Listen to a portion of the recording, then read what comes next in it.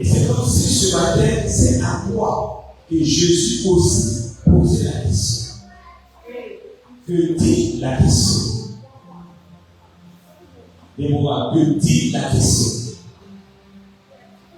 Que dit la question? C'est la question que je pose. Que dit la question en d'autres termes? Quelle est la question?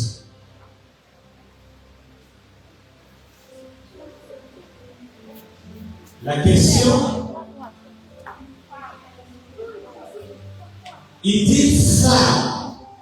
Il ne dit pas jeune fille, il dit femme.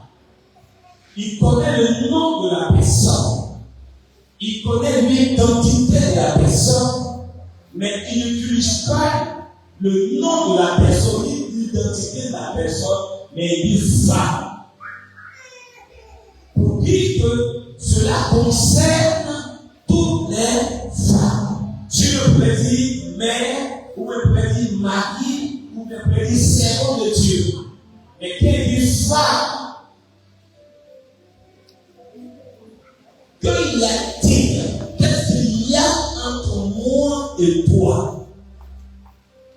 Alors le Seigneur, à toi aussi, il pose la question, qu'est-ce qu'il y a entre toi et moi? Alors tu vas pouvoir dire, c'est comme si Georgette dit, moi Georgette, femme, le Seigneur me demande, qu'est-ce qu'il y a entre lui et moi? Et donc je vais inviter chaque femme ce matin, chaque bien-aimé ce matin, à se retourner la question et à se poser la question et à se dire à toi le Seigneur demande qu'est-ce qu'il y a entre lui et toi. Et j'ai besoin de vous me donner une réponse. Lucie Chantal, qu'est-ce qu'il y a entre le Seigneur et toi? Georgette Armel, qu'est-ce qu'il y a entre le Seigneur et toi? Yvette Amolé, qu'est-ce qu'il y a entre le Seigneur et toi? Huguette Taou, qu'est-ce qu'il y a entre le Seigneur et toi? Il pose la question parce que justement, cette femme lui a déposé une requête. Alors, réponds-moi, Huguette. Entre le Seigneur et toi, il y a quoi? Il est ton père et toi t'es sa fille. Mais pourquoi il t'appelle femme?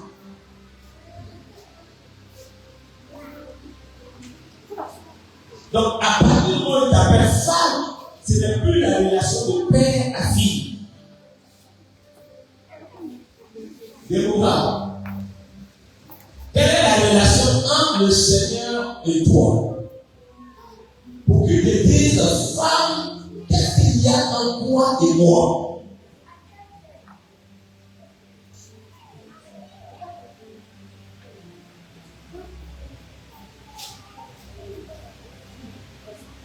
Est-ce que je peux avoir une réponse? Est-ce que tu as une réponse? Avoir une réponse ici. C'est la prière. D'accord. Alors quand le Seigneur dit femme, qu'est-ce qu'il y a entre toi et moi?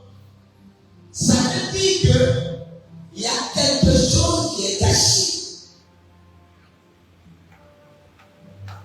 Et donc chaque femme a une relation cachée avec le Seigneur.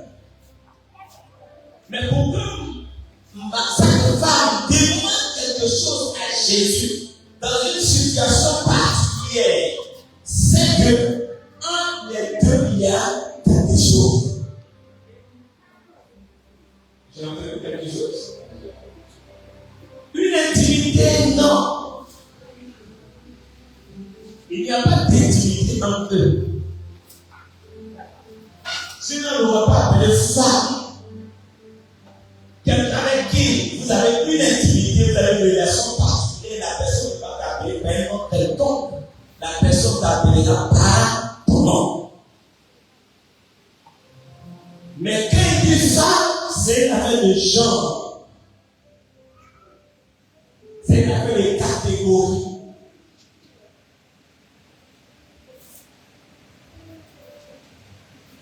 dictature.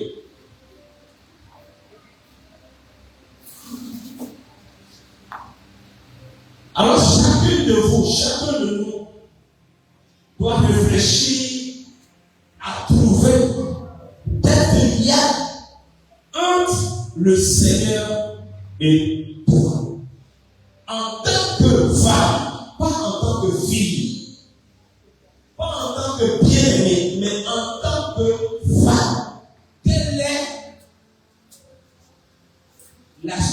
l'élément qui est entre vous en tant que femme?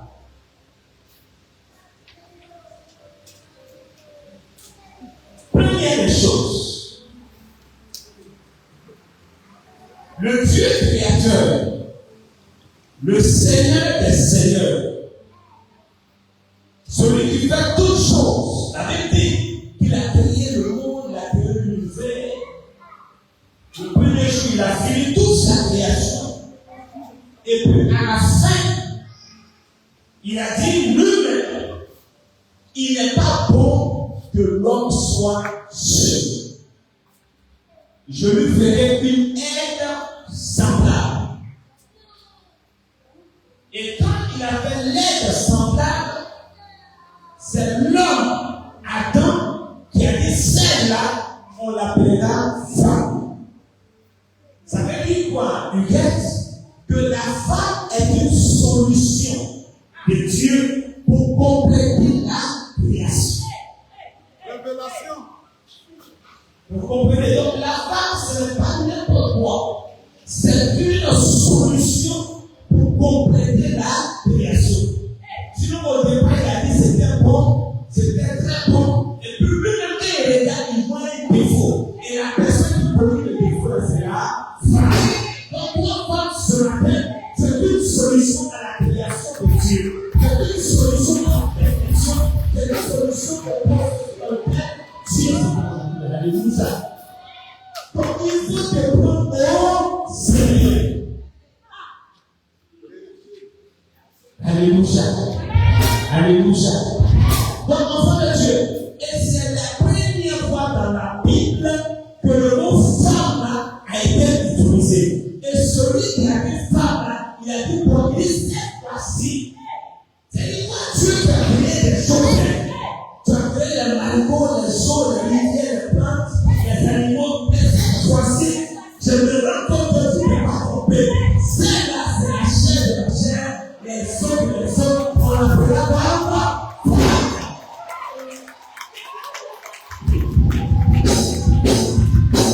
Alléluia.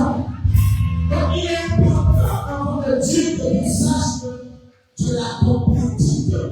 Quand tu rentres quelque part, c'est après toi la s'arrête là. Parce que c'est toi qui brûle autour. Quand il dit il est là, toi tu deviens le départ. Quand après ça, le point qui termine la fois, je te vois sur la paix, que c'est toi le final, le point après, le point de chez moi, le point de réussite, le point de succès, le nom de Jésus. Alléluia. C'est pas moi qui dis, ce sont les écritures qui le disent. Alléluia. Premier élément dans lequel tu dois savoir, et donc quand nous célébrons la femme, nous célébrons ce plan d'échec. C'est pour cela que vous allez voir un homme, quelle que soit sa richesse, quel que soit son niveau d'élévation, quel que soit son niveau intellectuel, il ne peut être équilibré que lorsque une femme est dans sa vie comme le père final. Quand la Bible dit que quand un homme a trouvé une femme, il a trouvé quoi? Le bonheur. Les souverains m'ont chanté, mais quand tu as l'argent, si on n'a pas l'air de ton argent, toi, tu n'es pas content. Ça veut dire quoi? Parce que le point final qui donne le bonheur et la réussite, c'est la femme.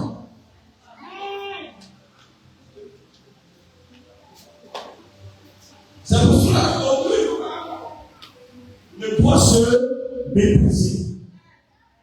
Deuxième élément, enfant de Dieu, dans la révélation de la femme, nous l'avons en Ésaïe chapitre 7, verset 14. Et voilà que il faut lire.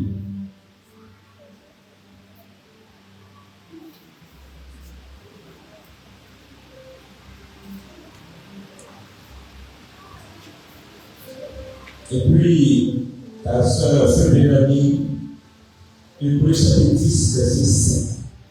Je vais nous expliquer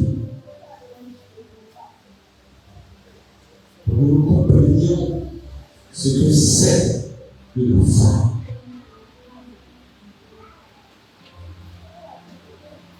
Allons-y. C'est pourquoi le Seigneur lui-même nous donnera un signe. Il dit, c'est pourquoi le Seigneur lui-même nous donnera un signe. Alors il décrit le signe. Et voici, la jeune fille deviendra enceinte, elle enfantera un fils. Elle lui donnera le nom Emmanuel. Le Seigneur lui-même dit qu'il nous donnera un signe par lequel nous allons reconnaître que le Dieu est en train d'opérer. Pour dire que le signe par lequel Dieu veut opérer, la Bible dit que c'est une jeune fille. C'est la jeune fille là qui devient une femme. Alléluia. Et c'est cette femme-là qui a fait la demande à Jésus. Donc je ne viens pas ce matin, tu es des signes de Dieu. Tu n'es pas une erreur, un signe. De la même manière qu'on l'a considéré comme signe, de la même manière toi aussi tu es un signe. Or, un signe de Dieu, c'est toujours le signe d'une alliance. Donc une femme, selon la définition de Dieu, est une alliance avec le trône de Dieu. Et l'alliance là, c'est toi ça, c'est toi que le signe. C'est sur toi qu'on voit le signe. C'est pour ça que l'ange Gabriel, elle se prosternait devant le signe de Dieu. Et toi, femme, tu qui restes dans ta dynamique de ce que Dieu a planifié pour ta vie et pour ta destinée, tu verras que tu seras également le signe de Dieu. Hébreux 17, allons-y. C'est pourquoi Christ, entrant dans le monde, tu n'avais ni sacrifice, ni offrande, mais tu m'as formé un corps. Ni sacrifice pour le péché. Alors, ici, il faut comprendre, c'est un peu plus dense dans la compréhension. Mais je nous explique. Le Seigneur a annoncé une prophétie. En Isaïe chapitre 9, verset 5. En Isaïe chapitre 7, verset 14. De la même manière que depuis le jardin d'Éden, il a utilisé la femme comme la complétude, comme la terminaison, comme le point d'achèvement. Quand il a fini de faire ça, il a vu que la création elle-même a été souillée par le péché. Adam et Ève ont été chassés du jardin. Les prophètes ont échoué. Les juges ont échoué. La loi elle-même a échoué. Moïse a échoué. Jérémie a échoué, Ésaïe a échoué, Malachie a échoué. Après ce temps d'échec, Dieu décide d'apporter quelque chose de nouveau. Il décide d'apporter quelque chose de nouveau. Mais pour apporter cette chose nouvelle, Dieu regarde. Il dit, mais quel est le canal? Quel est l'instrument que moi, Dieu, je vais encore utiliser? Pour ne plus voir l'échec. Au départ, l'instrument que j'ai utilisé, c'est la création. J'ai fait le jardin d'Éden et j'ai d'abord formé Adam en premier. Et je lui ai donné la mission de garder. Et Adam a c'est un homme. Mais la descendance adamique, tous ceux qui sont descendus d'Adam ont échoué. Alors quand je regarde, Noé a échoué, Abraham a échoué, Moïse a échoué, Abraham a échoué, Michel a échoué. échoué. Alors je veux faire quelque chose de nouveau. Alors moi, quand je regarde, l'homme a été échoué, l'homme est disqualifié. Alors Dieu dit, je vais envoyer une autre entité dans le monde, mais je dois trouver un autre canal. Mais le canal que Dieu a trouvé, selon qu'il est écrit dans l'Hébreu chapitre 10, il dit c'est pourquoi Christ entrant dans le monde, il dit tu m'as formé un corps. Mais ce corps, ce premier corps qui a été formé par la terre et qui a échoué, je vais faire un deuxième corps. Mais ce deuxième corps-là, comment est-ce que je vais le former? C'est facile, ce corps-là ne peut plus être formé par la terre, mais le corps-là va être formé par une femme. Ça serait la jeune fille de la Vierge et elle porte un fils. Donc le corps de la femme est devenu le centre de reproduction, le centre de création de Dieu.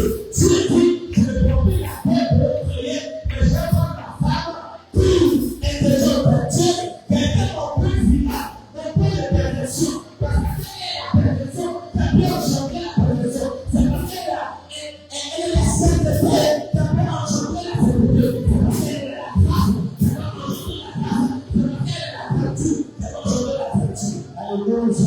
Donc, femme, Dieu t'a mis à part, parce que de toi, il est capable de faire des choses excellentes. De toi, il est capable de faire la reproduction de partout. De toi, il peut faire des choses merveilleuses. Donc, Christ, en venant, il dit non, je ne veux plus avec une autre personne, une autre identité, mais je vais être dans le canal, dans le sein d'une femme, parce qu'elle, c'est la perfection. Alors, enfant de Dieu, c'est la deuxième révélation que tu dois recevoir. La troisième révélation cachée à l'intérieur de cette révélation. Quand la femme porte, quand elle porte la sémence de Dieu en elle, c'est elle seule qui sait. C'est elle seule qui ressent. C'est elle seule qui part avec une pendant qui est dans l'invisible. Elle dit à Jésus, avant que je puisse tomber dans le sein de ta mère, il dit, je te formais où? Dans le sein de ta mère. Donc moi, Dieu, je vais dans le sein de ta mère. Donc avec ta mère, je peux en train de travailler. Avec ta mère, je peux en train de composer. Avec ta mère, je peux en train de réussir. Je dis à quelqu'un sur la terre, de la destinée de ta mère à prophétiser sur ta vie. Pendant que tu es dans le temps, la mère prophétise, elle annonce, elle gémit, elle parle le nom de Dieu, elle déclare, et ce que la mère a déclaré, ce que la femme a déclaré, c'est ce que tu diras, et c'est ce que tu es. Je dis à quelqu'un sur la terre, ta destinée répond sur les déclarations prophétiques de ta mère et de la femme qui va engendrer dans le nom puissant de Jésus. Ça veut dire que l'ange arrive dans Marie. Et il voit l'enceinte choisie par Dieu. Et puis l'ange se prosterne. Et puis, je te salue, ô femme. Quand un haut avec chapeau, c'est la révélation. C'est l'exaltation. C'est l'adoration. C'est le respect. C'est l'élévation. Et puis, je te salue, ô femme. Toi, à qui une grâce a été faite. Je tiens une femme sur la tête. C'est une grâce de Dieu. C'est une faveur de Dieu. C'est le choix de Dieu. C'est une exception de Dieu. Une grâce a été faite.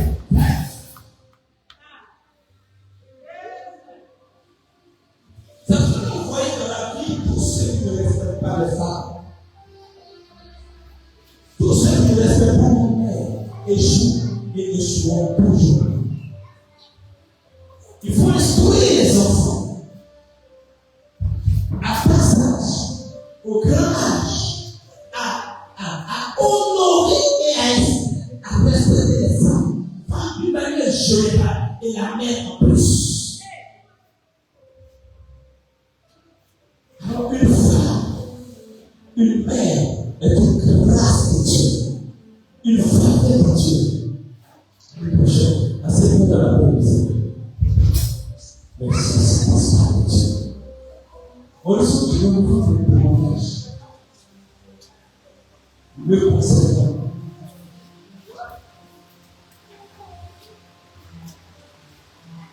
Pour vous compreniez ce que c'est la mère, ce que c'est la femme. Moi, je comprends que je suis. Moi, je ne sais pas comment C'est en 2009 qu'on voit pour la première fois la photo de ma mère. Quand ma mère quittait mon père, je devais avoir 34 ans. On peut vivre un peu moins de petit. Elle est partie avec lui. Moi, je suis resté.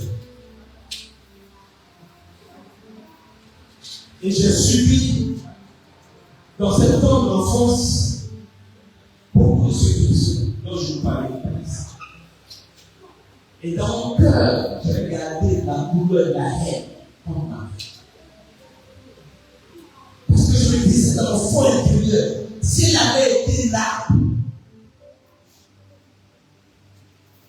si elle avait été là, je n'aurais pas trouvé ce que je suis aujourd'hui. Vous ne pouvez pas vous imaginer que vous êtes élève, vous êtes en première, et puis à la rentrée, votre père vous donne 6 000 francs. Pour toute l'année scolaire. Vous êtes dans la forêt de la montagne, un petit village, à pouvoir nous voir, pour 7 000. Au transport pour venir à Abidjan. Mon village, c'est là pour ça fait 600 francs. Et là, pour aller à Abidjan, ça fait 1300. Donc, quand tu arrives à Abidjan, la gare, il y a 3100 francs pour l'inscription. Et fourniture, toute une année scolaire. J'ai vécu dans cette situation ma mère. J'avais une haine dans mon cœur pour ma mère. Je la connais pas. Elle est décédée en 87. Je l'ai croisée. On prend pour son funérail. Tu as vu là, maman est décédée, mais tu l'as accompagné pas. Donc, les plus pleurent parce que les autres pleurent. Et cette douleur est restée dans mon cœur. Maman a des enfants là où elle est partie. Et puis un jour, il y a un de ces enfants qui m'appelle. Ce jour-là, peut-être qu'il a regretté pour papa.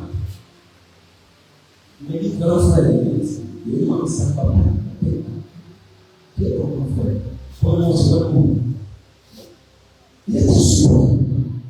Parce que lui, il ne sait pas la douleur qui est dans mon cœur. Je l'ai rappelé. Il m'a appelé, jamais appelé.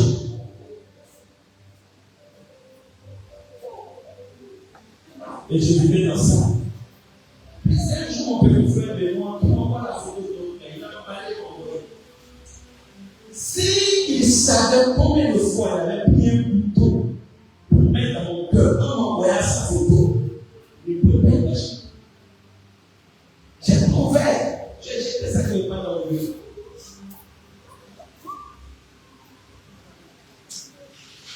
Et pendant que ça, tous les jours en 2009, je dormais.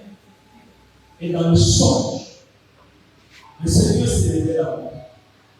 La dame est décédée en 1987. Je parle de 2009. Le Seigneur s'est révélé à moi et il me dit, Théophile, fais la paix avec ta mère.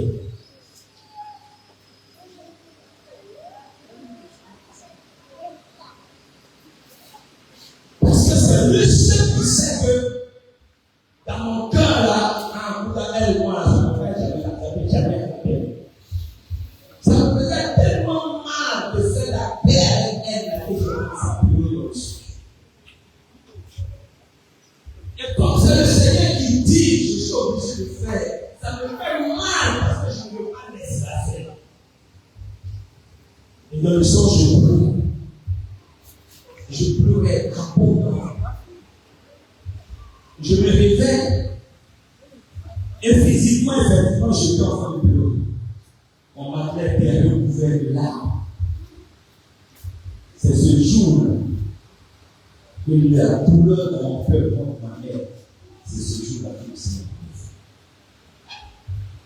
Et je vous raconte ce témoignage pour que vous compreniez que la relation entre une mère et un enfant, que tu ne vois pas, que vous fréquentez ou pas, et la personne soit décédée ou pas, ça compte toujours pour votre Dieu.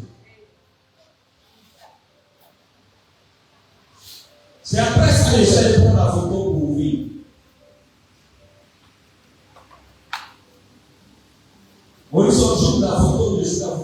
ma mère.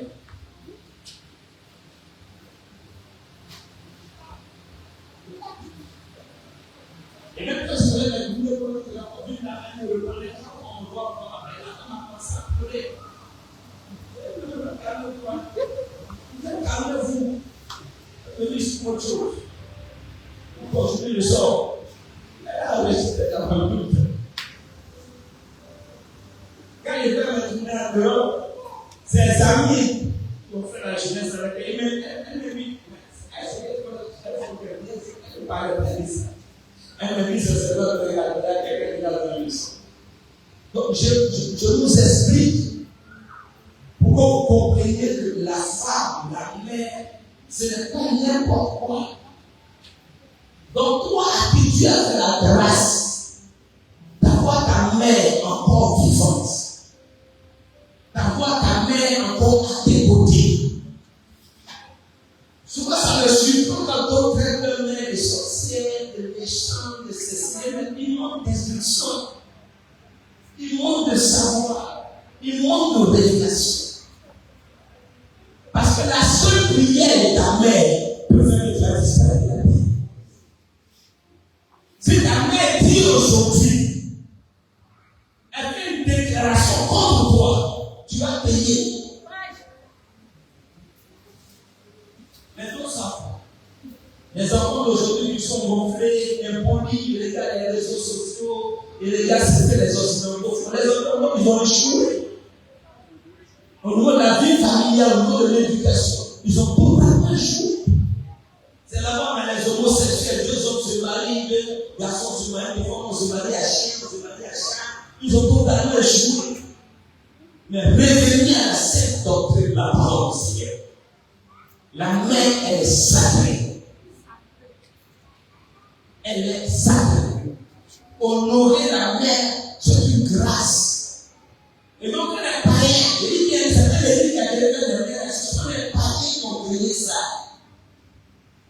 Donc, nous, Église, nous récupérons aussi pour enseigner.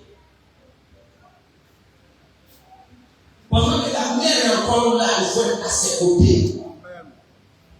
Il faut la fréquenter. Il faut être proche.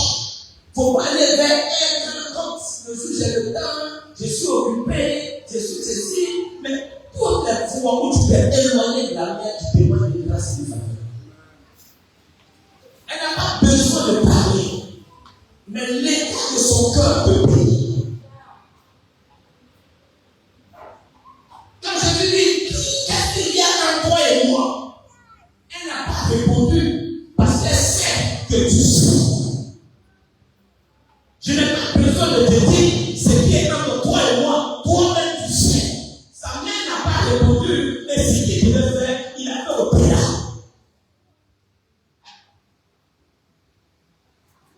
Donc quand tu reçois le cœur de tes parents, le cœur de ta mère, qui a mis sa vie en danger, elle donne la vie et la mort, elle a camoulé son sang, elle a mis sa vie en danger pour que toi tu sois aujourd'hui sur la terre des hommes. Pourquoi on t'appelle Théophile? Pourquoi on t'appelle Phébé? Pourquoi on t'appelle Déborah? Pourquoi on t'appelle Rigobert? Pourquoi on t'appelle tant? Cette femme-là, elle n'est pas n'importe quelle femme. Tout le monde peut la mépriser. Mais toi, elle est ta reine. Tu dois toujours la positionner aux places de choix, aux places de la volonté, au-delà de la compréhension. Maranatha. La seule fois de la paix du Seigneur. Les élèves qui sont allés payer un cadeau pour leur maman et tout ça. Mais le Seigneur continue. En Ecclésiaste chapitre 11, il dit, et quand tu ne sais pas comment se forment les os dans le ventre de la femme enceinte.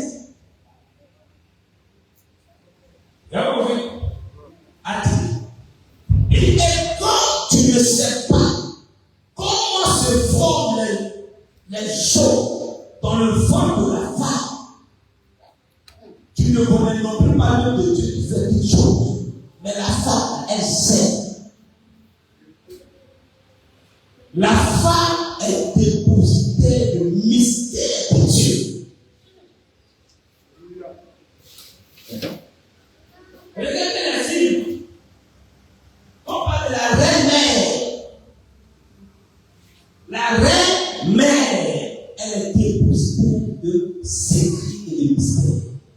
C'est pour cela que quand le frère de David a voulu prendre la petite femme de leur papa, il voulait en réalité prendre les mystères et les secrets pour le renverser. Qu'est-ce qu'il a fait? Il a fait tuer son frère.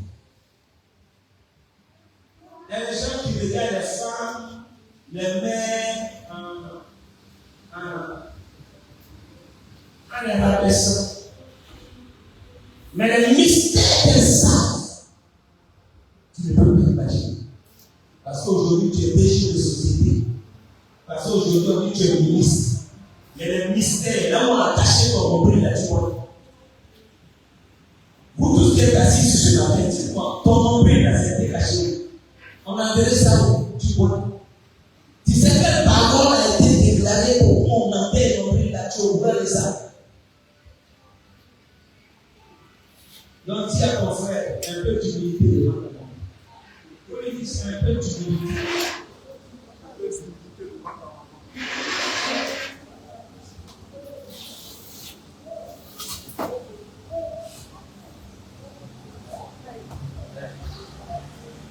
Le temps que vous êtes parti est fini, donc on va terminer là. L'Ecclésiaste dit ceci. Il dit que la femme sage bâtit sa maison. La femme sage bâtit sa maison. Et puis dit, la femme vertueuse est la couronne. Pour dire, parmi les femmes aussi, il y a des femmes qui cassent. Mais il nous invite, il t'invite, en tant que femme, à être une femme sage. Donc les femmes querelleuses là, c'est pas, il faut qu'il vienne dedans.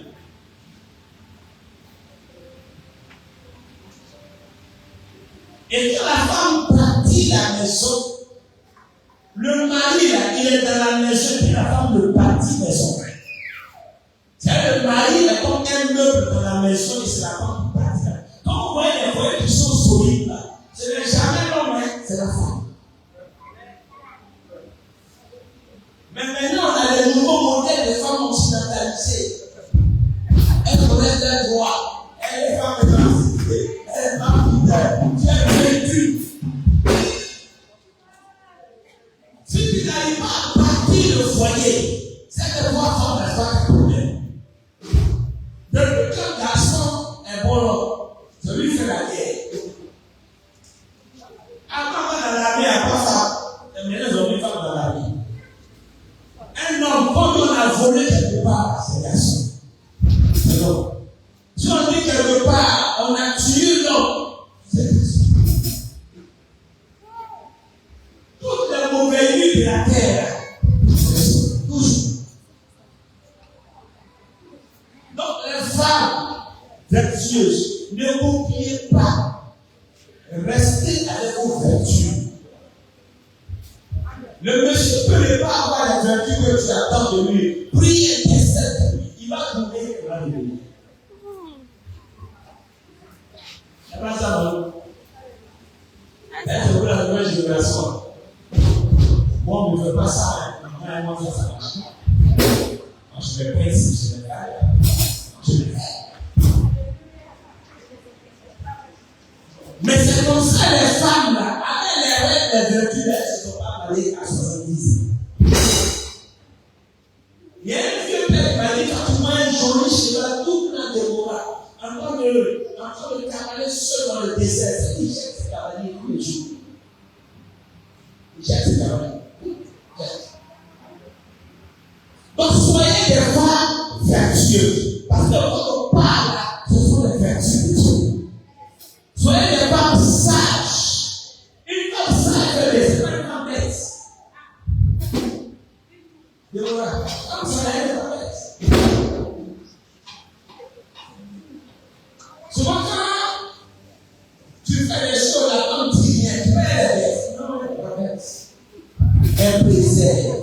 fois. Vous la savez, la femme, ça, c'est pas l'amour, pas.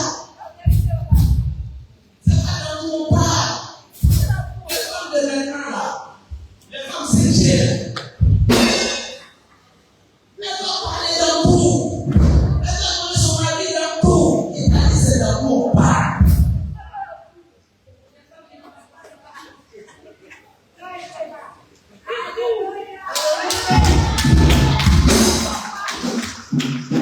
Je vous rappelle comment observer, je ne me disconviens pas la question.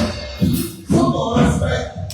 Quand vous allez, je ne me disconviens pas, mais sauf qu'on respecte. Et puis, arrive là, comment tu fais que c'est ça, vous pouvez. Si elle commence à te dire ça, oubliez dans ce matin. Elle dit, je ne me disconviens pas. Sauf qu'on respecte. Elle est un peu tarée. Elle est un peu bien. Oh, vous savez, ça sort. On peut faire ça une fois. Alléluia, que Dieu nous bénisse. Que le pauvre va prier le Seigneur. In the mighty name of Jesus. Merci, Saint-Esprit de Dieu. Il est d'avoir commencé à élever. Il est d'avoir commencé à retrouver la grâce. Par le Saint-Esprit de Dieu. Par le Dieu de gloire, au Dieu de grâce, au Dieu de faveur, au Dieu de magnificence. Merci Jésus de Nazareth pour ce que tu es, pour ce que tu fais, pour ce que tu accomplis, pour ce que tu réalises. Je prie, Seigneur, que le cœur même reçoive la restauration. Le cœur même, Seigneur, reçoive la guérison. Merci Saint-Esprit de Dieu. Il est la voix par le Seigneur.